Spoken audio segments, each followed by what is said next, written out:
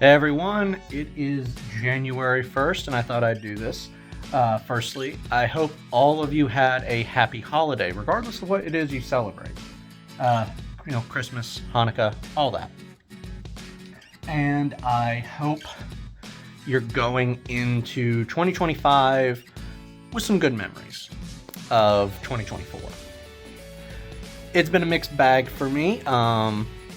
I just got done cleaning my house of all Christmas decorations, so I'm a little tired, kind of sweaty. If you notice the light above my head, I just turned the fan off because I was very hot running around. So for a little review, last year I got promoted, and I promised it wasn't going to affect the channel that much. That didn't turn out that way. This was actually the first year I did not do a Christmas episode. And normally I've done like Krampus, I did Willy Wonka, I did Mechagodzilla one year just as I really want to do Mechagodzilla. So there was no special episode for Christmas time. I don't think I did any episode on Christmas. I can't remember now. It's been a long week. And also a lot of stuff was delayed because of my job. Just to kind of give you an explanation without giving you too much information. My job, when I went from the assistant to the lead, it doubled in work. And that wasn't because I went from the assistant to lead. This year, the workload doubled tremendously, and a lot of the supervisors were shocked at the workload. Because it literally went from, doing one thing every month to doing it 3 times a week on top of everything else I was doing. But that being said, because of all of this, my bosses and I had a very long meeting to fix it, and we're not done yet. There's at least 2 more meetings we're going to do to try and fix it. So hopefully it's now done and I can keep doing things. At the same time, this year I am doing a lot of projects outside of the channel and outside of my job that I'm going to be working with some people that might help unshackle me from working at a job that requires so much attention. Don't know if it will work out, but it's going to be fun. I'm not doing any of these projects for money. I'm doing them because, yes, they will earn me money, but they're going to be fun. But I won't talk about them here on the channel because it has absolutely nothing to do with anything on the channel. I am a multifaceted person that I enjoy a lot of different things.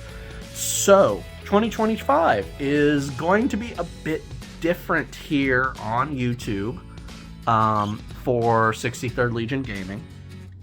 And I am hopefully going to be doing more stuff on 63rd Legion Entertainment. Another thing that happened last year was my computer. I'm going to have to shoot it soon. It's getting bad. We're still recovering financially from a huge thing that happened that was beyond our control. So hopefully very soon my computer will be back up and running to peak performance. But unfortunately that also has been affecting some stuff. But I'm trying to work past that. So coming in 2025, we are changing some things. Once more, 63rd Legion Entertainment, I'm hope to get back where I want it to be.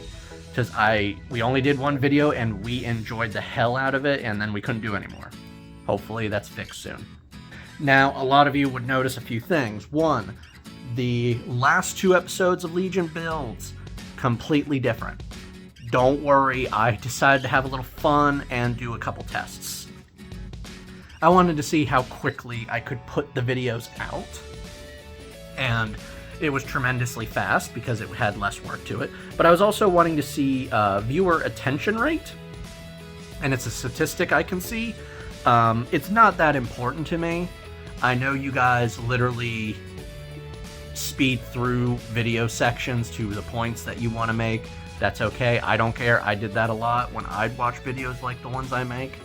But I really just was curious about what would happen if I just removed certain things. And yeah, I don't really have any plans on keeping it like that. I might have less information in the videos. There probably will be a few more test videos of different styles coming up. There's actually something I really want to do, and I need some time to work on it because it's an art piece. Pieces, I should say. Technically, it's all one thing, but 4 Legion builds.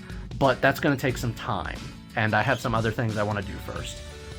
So that will probably happen sometime in 2025, but the videos will be returning to how you guys always watch them. You'll notice Dive In is starting to become more lore-oriented instead of game reviews.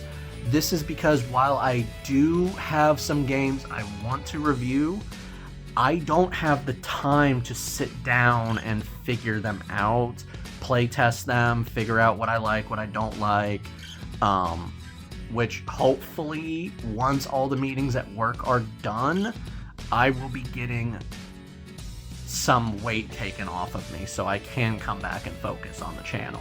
But for right now, because I have been playing Warhammer I almost said 30k. The reason why is I've played Warhammer 40k for close to 30 years. I've been at it for quite a long time. So that I have all this tremendous amount of knowledge about the lore. So I'm going to be doing some more 40k videos because in the beginning, that's what I wanted this channel to be. I wanted it to be tabletop oriented, not just Dungeons and Dragons, but Dungeons and Dragons, Warhammer 40k, and as well as some video games related to those lines. Originally on this channel, there was a Minecraft video where I built Castle Ravenloft. I took it down because I'm embarrassed. You don't see it in the video, but I messed up the conversion of sizes because I forgot in Minecraft everything is 3x3, while Dungeons and Dragons is 5x5. So I messed that up. I do want to rebuild it though. It's still on my world, but I need to get back to it and rebuild it. I was also going to do the Tomb of Horrors. I even have the entire thing mapped out for Minecraft, but I just haven't done it yet. But yes, so I got into only doing Dungeons and Dragons stuff because of, one, I could do it from home, because in 2020, you know, there was almost no way of going out, and I am a reclusive person to begin with. So I fell into the D&D only aspect of the channel. And I haven't played 40k in a couple years because of reclusive behavior on my part. I work a lot, and I just like being at my house. But I believe now, after so long, I can now start returning to a more tabletop-oriented thing. And it's because of that I'm working on not only a lot more lore videos, but I am trying to figure out some 40k benefits to add to the Patreon. I got a couple ideas. I just need to flesh them out. But right now, because we're slowly building the 40k by comparison to the D&D, it's gonna be some time before any of that. I'd also like to talk about the fact that Patreon, for you who do not know, I've said it a lot, but I don't say it enough, I guess, the Patreon is free. You can go on there, and if you do that, you will see the polls for voting on different videos, which Dive In is about to start having its own polls, where you can decide what lore I am going to do. And I am going to do some other lore videos, because I cover a lot of different franchises in my D&D stuff, and some of you don't know what Darkstalkers is, and I love Darkstalkers, so I will do a quick little video on that. But yes, if you join for free, you have access to all the polls and can vote, and you can see what polls are coming up. Now, if you join a paid tier, you start getting benefits. And I'll go over those benefits just really quick. You will gain access to all the videos 2 days in advance, ad-free on Patreon. You will have access to special polls for a Patreon exclusive D&D event, where you get to play D&D one-shots based around the franchises that I cover in my videos, and with the characters I create, with minor changes just to mix it up. I do a lot of humans, and damn, that's a lot of, little too much. I want some variety in my game a little bit. We actually just did that, and I'll talk about that in a minute, because something just happened. And if you join the Patreon, you can get into those games. And how it works, it's going to be a drawing system, a lot system, I guess you can say, where you put your name in, and depending on the tier you belong to, that's how many chances you get to play. But don't worry if you're like, well, I don't want to join the Artificer tier, which is worth 2 points in the lottery. I would rather just have the Adventurer tier, which is just 1 point. If you have already played in the tier, in the games, you are automatically put on the reserve list if you get drawn for the next one. And it's not first come, first serve. It will be new players get advanced chances to play in the game. You can also give people like partners and whatnot, or pass that on to other Patreon supporters if you want. You just have to have them join the Discord or use your Discord. There is a Discord now, and you get special access to different areas. You can talk about just about anything. I have a bunch of 40k models I want to put up there. To someone shared their assassin models, and I love the Assassinorum, so I wanted to put up mine, but I haven't taken the photos yet. And as for the Artificer tier, you get a special shout out. All paid supporters get mentioned in my videos, as you've seen. Special shout out at the end for the Artificer tier. Coming also in 2025, there will be Discord events. I am not focusing on them right now because my computer is acting up so much. There was a huge problem with the very first Patreon one-shot, and I'll get to that right now. Yeah, it's gone. We played and recorded, and I was going to put it up for all of you to see and all of you to share if you've played in the games. I was going to do original artwork for it. And then my computer lost its mind. The day before, I believe, or 2 days before, I discovered my entire D&D campaign was gone. Just destroyed. All files had been deleted. I have recovered half of them. And the reason why I didn't have backups for them, like I have backups for everything else, is I was in such a fever pitch to write them all, to write the whole massive thing. I spent a year outlining it and then a year writing it, because that's the kind of person I am. I was in such a fever pitch that I forgot to back any of it up. And that hurt like hell when it happened. Recovered half of it. I have to fix it, but I know it all by heart. I don't need the notes, but I have it in here, so I can fix it. Now, during the Patreon event, we were recording, and I literally watched my computer struggle to do any of it. Bit rates were dropping, all of that. It was going insane. And at several points, I had to leave the event because at first I sounded like a psychotic C-3PO, and then I was gone. So I had to constantly get in, to turn off my Discord and get back in. Thankfully, because they were still in there, the recording kept going. But then when I listen to the recording, it's a nightmare. I was looking at 12 hours of just editing and preparing it for everyone to listen. Just 12 hours. I know I say just because that's pretty long. Repairs to my audio I've had to deal before, and that was probably going to add at the very least 4 hours. So I had to make the decision, did I want to work on something for 16 to 20 hours during my vacation that I'm currently on? I don't go back to work till next week. Or do I scrap it and figure out a way to salvage the experience for the players? I chose to scrap. I spent a day trying to figure out what to do. I thought of the idea of bringing all the players back and having a table talk about it. I thought that would be really fun, but then because of how my computer is acting, I didn't want to take the risk of my audio crapping out. And then I thought about something more fun. Well, kind of more fun in one aspect and less fun in another aspect.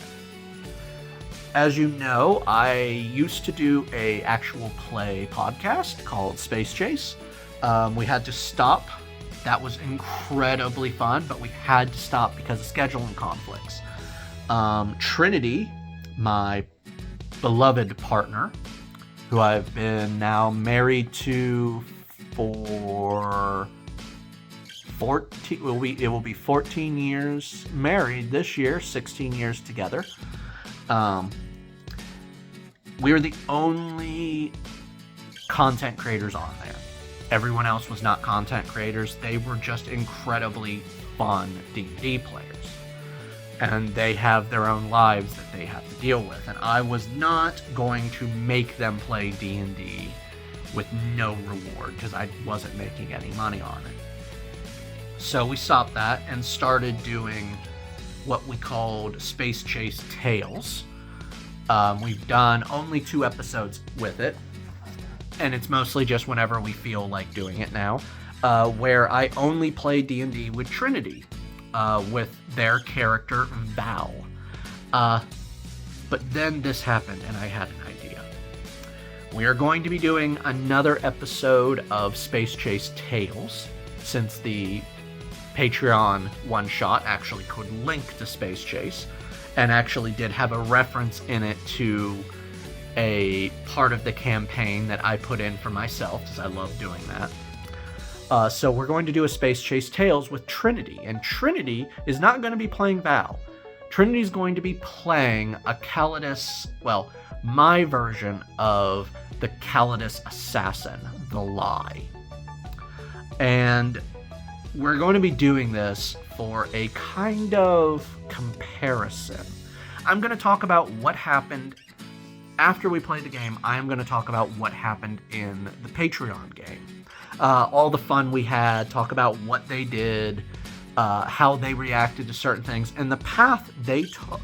Because as I told them, and Trinity knows very well, I write an open world all the time. One shot or campaign, it is open. And it's the players who tell the story.